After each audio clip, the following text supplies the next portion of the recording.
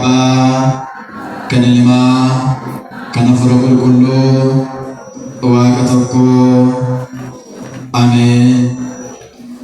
Kabajamoo ergamaa nagaa luba Biraanuu Faqqadee bulchaa mana kiristaanaa kaateediraala guddicha kanaa Qomoos Abbaa Gabra Mikaa'el ergamaa Araaraa luba Geergis Tummaruu ergamaa jireenyaa luba Addaamuu Hirooyi ergamaa nagaa luba Malaakuu Abbayyaa abbootan golobootaa bolowwan daaqodotaa abbootaaf armoonni dargaggeessaaf dargaggeettii iddoo boqonnaa namaalaatti oomdii araaraa mana Waaqayyoo kana keessatti sagalee Waaqayyoo barachuudhaaf eebbaa obbolota keenyaa hirmaachuudhaaf asitti walitti qabamtan naguma Kiristoosiidhaan akkam ooltanii sagalee keessanii nagaa akkam ooltanii akkam dhageessanii akkamis turtanii nagaa isaarraa nagaa nuuf kennee osoo nuti isan barbaadin nu barbaadee osoo nuti isan jaallatin nu jaallatee oomdii mana isaa keessatti Waaqayyo walitti nu qabee akka nuti sagalee isaa barannu akka nuti Waaqayyootiin galateeffannuudhaaf Waaqayyo haala nuuf mijeesseera. Maqaan isaa kan galatoomee kan kabajame nuuf haa ta'u. Maqaan haala isaa qulqulleettiin barbaadamee maqaan ergamootaa qulqullootaa tolootaaf raajota isaa akkaataa kennaaf aangoo isaaniif kennameedhaan kabajni ulfinni isaaniif haa ta'u. Bu'aa bahii baay'ee keessa dabartanii guyyaa irraa kanaa guyyaa eebbifamaa guyyaa addatee kana guyyaa itti firii barumsa keessanii itti arguudhaan guyyaa kana kan geessan barattootaa eebbifamtootaa iccitaa mana kiristaanaa barachuudhaan har'a kan geessanii baga guyyaa kanaan Waaqayyo hunduma keessan isin ga'e inni jedhaa Waaqayyoon galateeffadha. Dhugaadhaa Waaqayyoon nu jaallatee jennaan har'a kana geenye akka ilaalcha biyya lafaadhaaf har'a hin geenye Waaqayyo garuu cubbuu keenya wajjin nu jaallatee eebba obbolota keenyaa akka arginu nu taasiseera. Mee hundumti keessan harka fayyaa Waaqayyo isiniif kenne ilin jedhaa Waaqayyoodhaan galateeffadha. Itti dabalaa galateeffadha. Ameen. Waaqayyo illee keenyaa kan qulqullootaa tolotaatti dabalee nuuf fudhachuun eeyyamasaa nuuf haa ta'u. Egaa kan barsiisu Waaqayyoodha. Ani dhaabbadhee tan baradhaa isin immoo teessanii barattu. Ani isa dhaabbatee baratu arraba ittiin dhaabbadhee baratu arraba Musee kan eege arraba koo naaf hiikee laphee Lidiyaa kan bane Waaqayyo laphee keessan banee sagalee isaa isa dammaaf aannan irra caalu kana nu barsiisuun nu barsuun eeyyamasaa nuuf haa ta'u. Akka fedhaaf eeyyama Waaqayyootti guyyaa har'aa kanaa sagalee Waaqayyoo mata duree godhannee wajjin ilaaluun kan nu baran ergaa abbaa keenyaa qulqullicha Phexros isa duraa boqonnaa 3 lakkoofsa 9 irra kan jiru fudhannee kan barannu ta'a. Innis akkana kan jirudha. Eebbaas waamamtaniittu kan jiru ta'a. Eebbaas waamamtaniittu. Mi'a mallee sagalee kanaa ana jalaa qabaati jedha. Eebbaas jedhamee in dhaga'amu sagalee keessa. Eebbaas waamamtaniittu. Ameen. Waaqayyo jireenya bara baraa fuuldura keenya nu qopheessuun eeyyamasaa nuuf haa ta'u. Eebbaas waamamtaniittu. Sagaleen kun sagalee abdii namaa ta'u. Sagalee misraachoo namatti himu. Sagaleen kun sagalee boqonnaa namaa laatu. Sagaleen kun sagalee nama tasgabbeessu. Sagalichi sagalee Waaqayyoo. Sagalee gooftaa keenyaa Yesuus Kiristoos. Sagalee ulfaataa kanaa sagalee boqonnaa namaa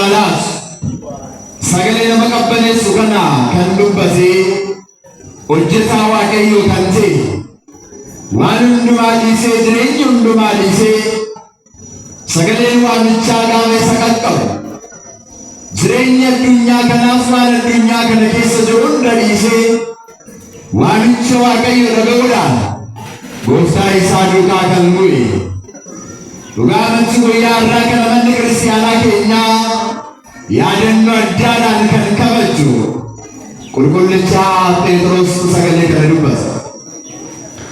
Hojjetaan Waaqayyoo Phexros sagalee kana inni dubbata. Warroota akka koodhaa bakka keessan sagalee Waaqayyoo dhagaa jiranitti dubbata. Phexros maaliif sagalee kana kaase laata? Maaliif waamicha kana labse laata? Kaayyoon sagalichaa kaayyoon waamicha kana maali laata?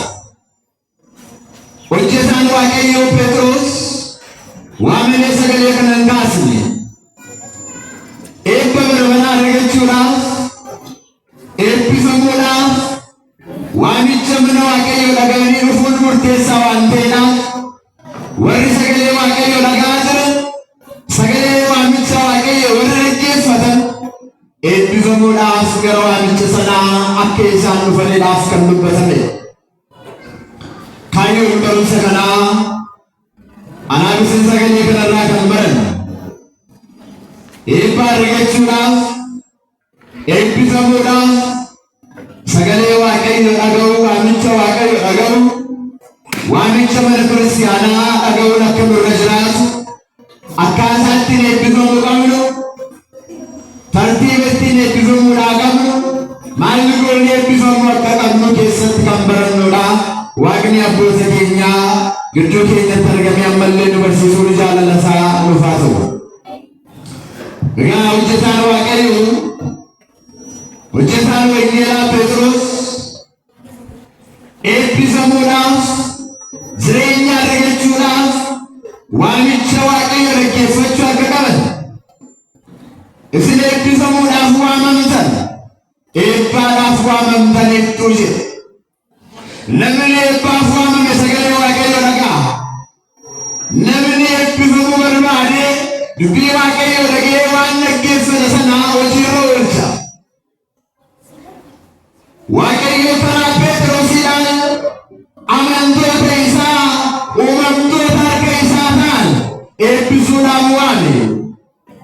Arraba isaa godhee qodaa isaa taasifatee Waaqayyo karaa hojjetaa isaa karaa Phexrosiidhaan waamicha jireenyaa taasise, waamicha eebba barbaraa taasise, waamicha gammachuudhaan Waaqayyo wajjin jiraatan taasise. Kanaaf namni gammachuu barbaraa keessa jiraatu waamicha Waaqayyo dhaggeeffachuu akka inni qabu. Egaa Phexros dhugaa dubbachuudhaan yoo ta'e sagalee waamichaa kana sagalee jireenyaa kana namni hundumtuu dhaggeeffatee gara eebbaa dhufuu akka inni qabu gara jireenyaa dhufuu akka inni qabuudhaaf cimsee sagalee kana lafa kaa'e. Isin eebbaadhaaf waamamtanii jedha. Mana Waaqayyoo keessaa gaafa isin waamu sagalee Waaqayyoodhaan Waaqayyo gaafa isin waamu abaarsaa otoo hin taane eebbaadhaaf Waaqayyo isin waama. Badiisaa otoo hin taane Waaqayyo jireenyaan isin waama. Gaddaaf otoo hin taane Waaqayyo gammachuudhaaf isin waama.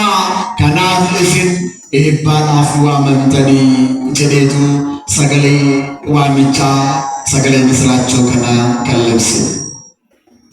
Egaa namaati Waaqayyoo har'a biyyi lafaa kallattii garaagaraadhaan dhala namaa waamaa jira. Biyyi lafaa kanaa fi waan biyya lafaa kana keessa jiru kallattii adda addaadhaan akka nuti Waaqayyo irraa adda baanuudhaaf nu waamaa jira. Dhukkuba bokkeessee dhukkubni dhala namaa waamaa jira. Badiisa barbaraa jireenya bokkeessee arraba badiisni waamaa jira. Cubbuun barbaraa waan qulqullummaa bokkeessee cubbuun irra dhala namaa waamaa jira. Duutni har'a jireenya bokkeessee dhala namaa waamaa jira. Kallattii garaagaraadhaan biyyi lafaa kun akka anaaf isin hin jiraanne Waaqayyo wajjin akka nuti hin jiraanneedha. Kallattii garaagaraadhaan tooftaa isaaf maloodhaa qopheeffatee kiristaanota ijoollee Waaqayyoo badiisaadhaaf waamaa jira.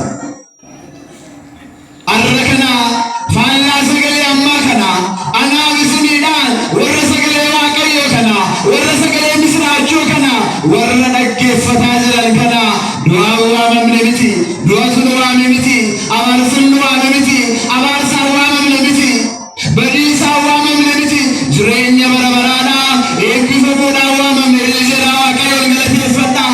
Eebbifamuudhaan waamamtanii guyyaarraa. Waaqayyo gaafa inni kallattii garaa garaadhaan nu waamu akka nuti eebbifamuudhaaf nu waamu malee akka nuti abaaramuudhaaf miti.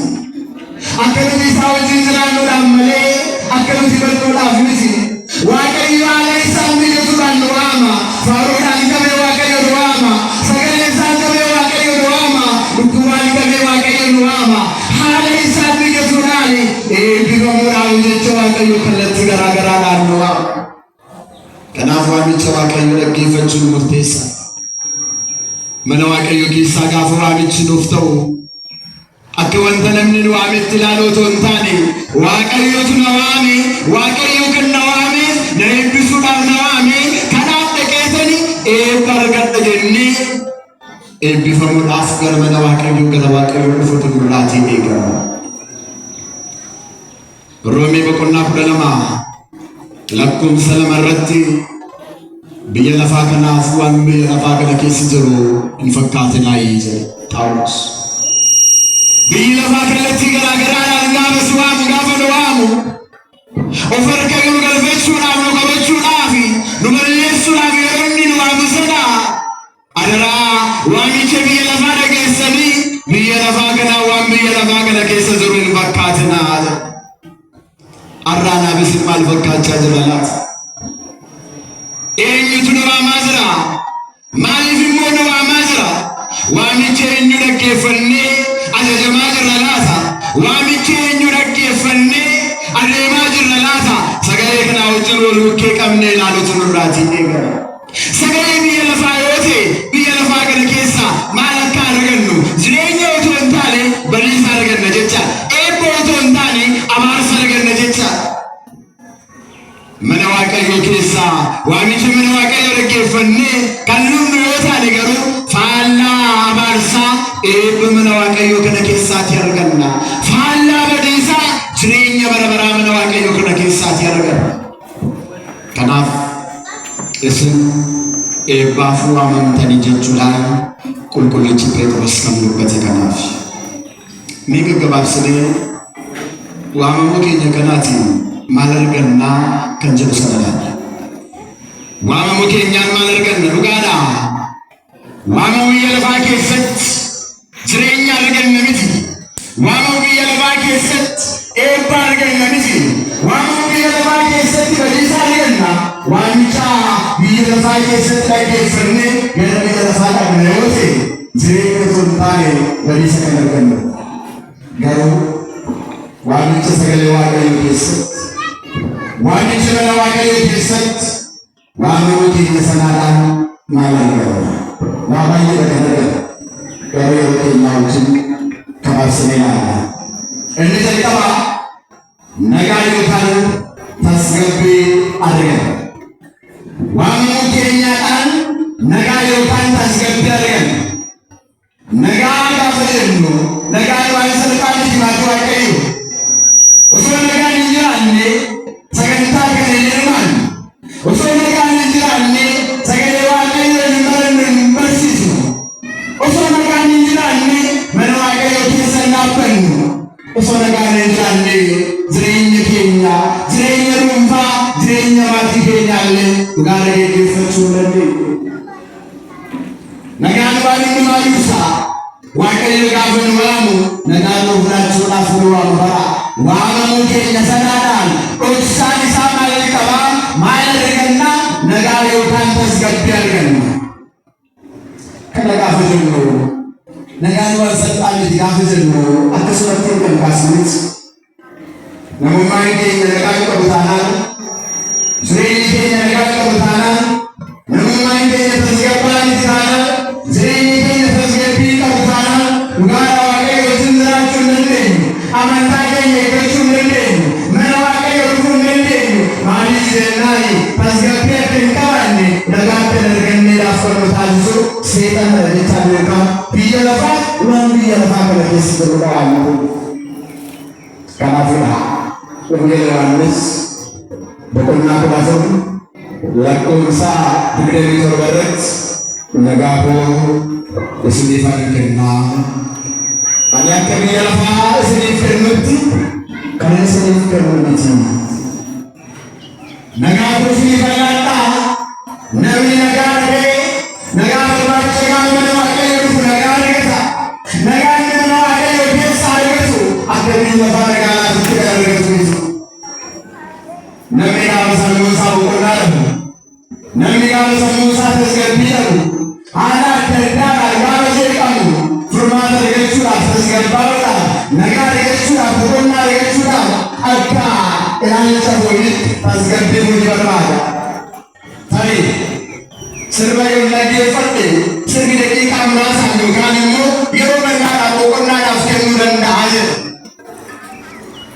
Akkuma kanallee gara bashannana adda addaa yoo naqe boqonnaa yookaan immoo tasgabbiin argadhaa waan na rakkisaa jiru boqonnaa daawwachaa jiru sanaadhaaf deebii itti argadhaa jiru. Waa baay'eedha. Daqiiqaa muraasaaf yeroo muraasaadhaaf kan tasgabbeessuu danda'u. Inni garuu tasgabbii barbaraa kan argannu miti. Wanni biyya lafaa kana keessaa kanaaf Gooftaan Yesuus Kiristoos Waaqayyo nagaan isin ilaadhu akka biyya lafaa isin ilaalutti isin ilaadha miti. Waamamuu keenyaadhaan nagaa yookaan immoo tasgabbii arganna. Malee akkasumaan calluma jennee kan waamamne miti. Waaqayyos calluma jedhee kan nu waame miti. Akkasitti nu dhiisuudhaafis kan nu waame miti. Nagaa argachuudhaaf waamicha waaqayyo dhaggeeffachuu, tasgabbaa'uudhaaf waamicha waaqayyo dhaggeeffachuun anaaf isinirraatii kan eegamu ta'a.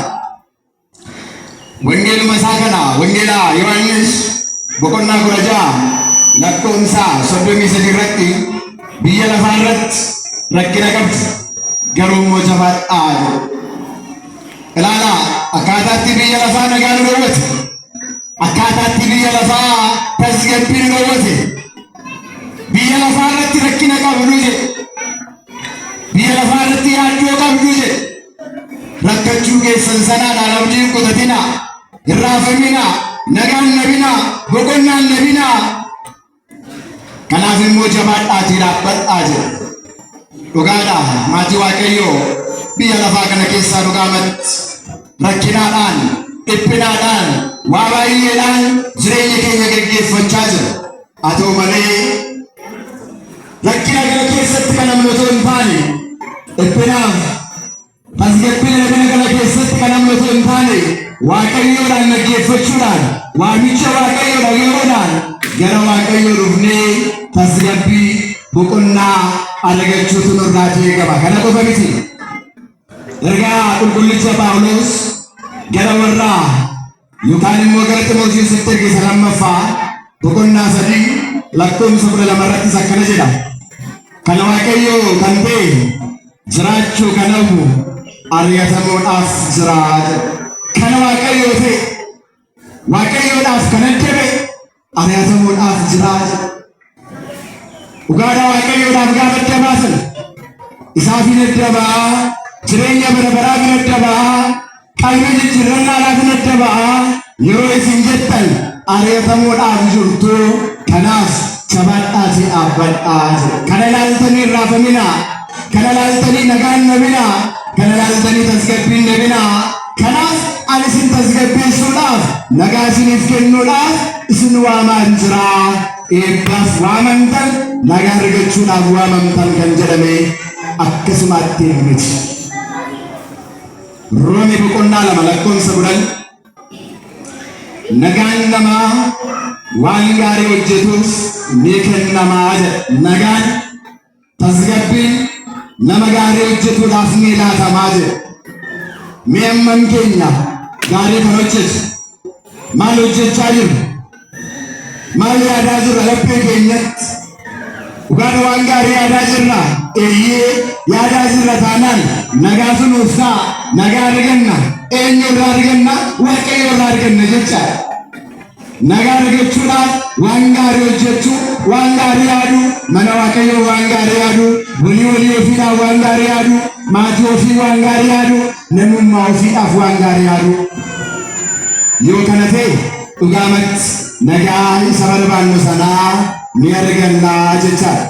Roomii kana boqonnaa 8 lakkoofsa 6 irratti yaada ofii fedha foonii ofiitti hidhuun du'anii fidaa yaada ofii fedha foonii ofiitti du'anii fidaa garuu jedha yaada ofii gara hafuuraatti hidhuun jireenya nagaa ni kenna yookaan ni fidaa jedha. Yaada keenyaan amaa yaadna taanaan jireenya otoo hin taane du'a nutti fidaa jecha. Yaaduma keenya kanaan waan gaarii yaadne jennaan waan hafuuraa waan Waaqayyoon gammachiisu yaadnaan jireenya nagaatu nuuf ta'a. Jireenya nagaa arganna jecha. Jireenya nagaa argachuudhaaf waamicha Waaqayyoo dhaggeeffachuun nurraa kan eegamutu ta'a.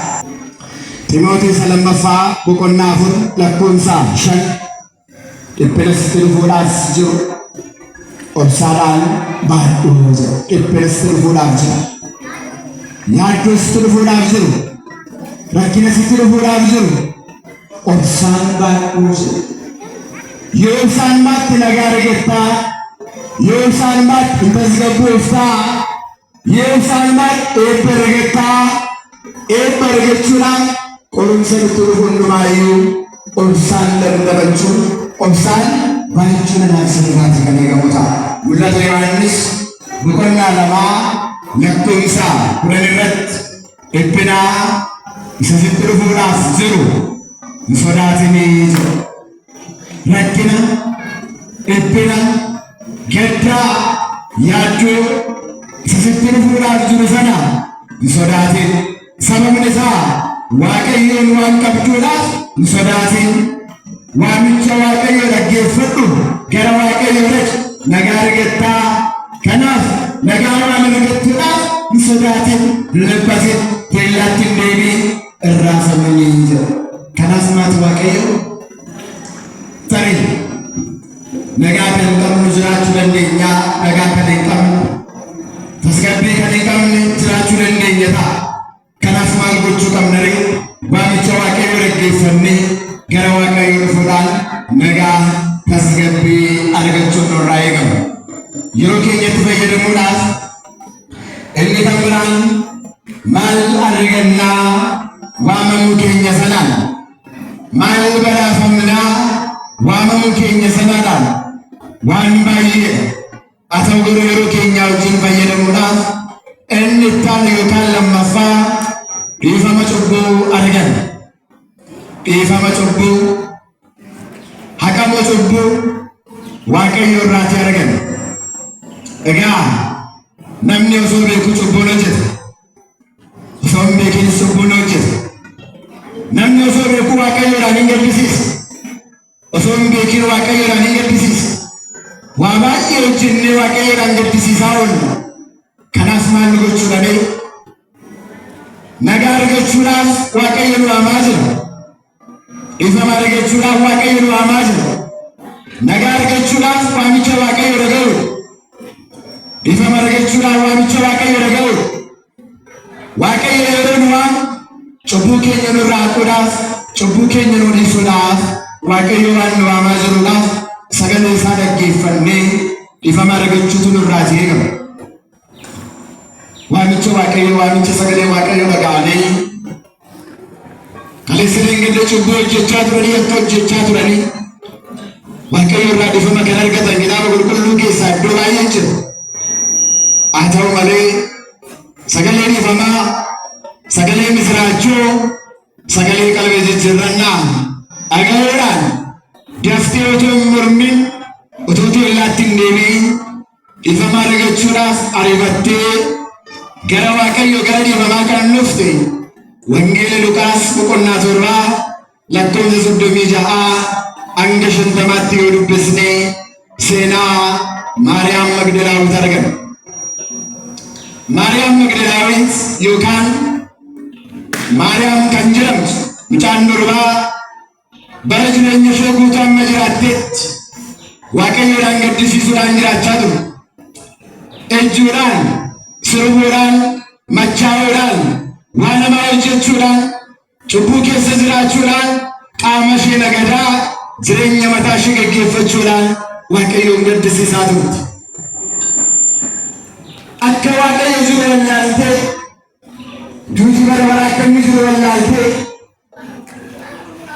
qalbii jijjiirrannaan maal akkamitti waan isaa maal akkamitti kan hundumaa dagattee irraanfattee jireenya ishee hundumaa gara cubbuutti deebistee waaqayyoodhaan bara baay'ee waggaa baay'ee gaddisiisaa jiraatti.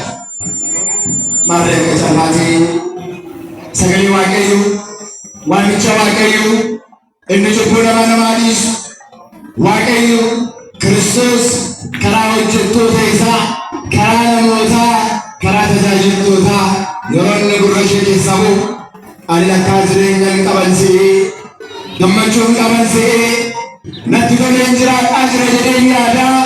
Ani gurgura keessan jira ani badiisa keessan jira ani waaqayyo wajjin walmaleen jira waaqayyo natti gaddee jira lakkaa ani hojii koo kanaadha. Waaqayyoon waan hin gammachiisaa jiru natti fakkaate amma garuu waaqayyoon gaddisiisaa jira. Du'a bara maraadhaaf of kaadhimmeessaan jira. Kanaaf gara qalbii jijjiirrannaa isa cubbuu namaadhiis gara sana dhaqeetan waaqayyoon ofitti araarfadhaa jettee waamicha waaqayyoo dhaggeeffattee gara qalbii jijjiirrannaa dhufti. Egaa maatii waaqayyoo baay'een keenya waan gaarii kan hojjennu jiraachuu dandeenya. Waan namaas kan hojjennu jiraachuu dandeenya. Hunda qulqulluudha jechuu hin dandeenye. Qalbii kan hin jijjiiranne jiraachuu dandeenya. Gara waaqayyootti kan hin deebine jiraachuu dandeenya. Fooniif dhiiga waaqayyoo kan hin fudhanne jiraachuu dandeenya. Gara qalbii jijjiirrannaa kottaa yeroo hundumaa mootummaan waaqayyoo dhiyaateera. Yaada garaa keessanii gedderadhaa jechuudhaan manni kiristaanaa gaafa nu waamu waamichi kun gaafa nuuf ta'u laphee keenya kan jabeessinee teenyu jiraachuu dandeenya. Waaqayyo ammas karaa sagalee isaa karaa lallabaa yeroo nutti dubbate sana nuti dhaga'uudhaaf hin sana faarfannaadhaan immoo nu waameeras ta'a. Maal jireenya qalbii jijjiirrannaa mootummaan waaqayyo akka nutti dhiyaate. Mootummaan waaqa dhiyaateera qalbii jijjiirradhaa. Mootummaan waaqa dhiyaateera qalbii jijjiirradhaa. Cubbuu keessaniif gaabii qabaadhaa. Yakka keessaniidhaan hin badinaa. Cubbuu keessaniidhaan hin du'inaa. Gara waaqayyootti deebi'aa qalbii jijjiirradhaa. Waaqayyo wajjin jiraadhaa. Mana keessan galgalaa ijaarradhaa. Gabaa biyya lafaa sanarra gabaa booraa gara waaqayyootti deebi'aa qalbii jijjiirradhaa. Maaloo yoo beeku maaloo yoo mucaako gara kootti deebi'u jechuudhaan waaqayyoon immoo karaa faarfannaa kanatti garaagaraa nu waame. Amma miti lallaba mana waaqayyoo dhaggeeffanne kana qofa miti. Qadaasii keessatti sirna qulqulleessaa keessatti mootummaan waaqayyoo dhiyaateera. Yaada garaa keessanii gedderadhaa jechuudhaan yeroo hundumaa qadaasii keessatti lallabni kun nuuf taasisa. Ammam keenyadhaa sana dhaggeeffanne gara waaqayyoo dhufaa kan jiru gaaffii hunduma keenyaati. Isaayyaas boqonnaa 6 lakkoofsa 7 yakki kee sirraa fuudhameera cubbuun kee siif dhiifameera jedha. Warra qalbii jijjiirratan warra waamicha waaqayyoo dhaga'an warra gara waaqayyootti deebi'an warra cubbuu isaaniitti gaabban cubbuun keessan isin dhiifameera yakki keessan isinirraa fuudhameera jedha. Kanaaf cubbuu baannee gara mana waaqayyoo dhufneerra yakka keenya baannee gara mana waaqayyoo dhufneerra cubbuu keenya baannee gara mana keenyaatti akka hin galle yakka baannee gara mana keenyaatti akka hin galle maal gochuu qabna ree? Qalbii jijjiirrannee gara isaatti deebinee barachuudhaaf karoorfannee qalbii jijjiirrachuudhaaf karoorfannee yoo nuti gara sanatti deemne waaqayyo cubbuu keenya nurraa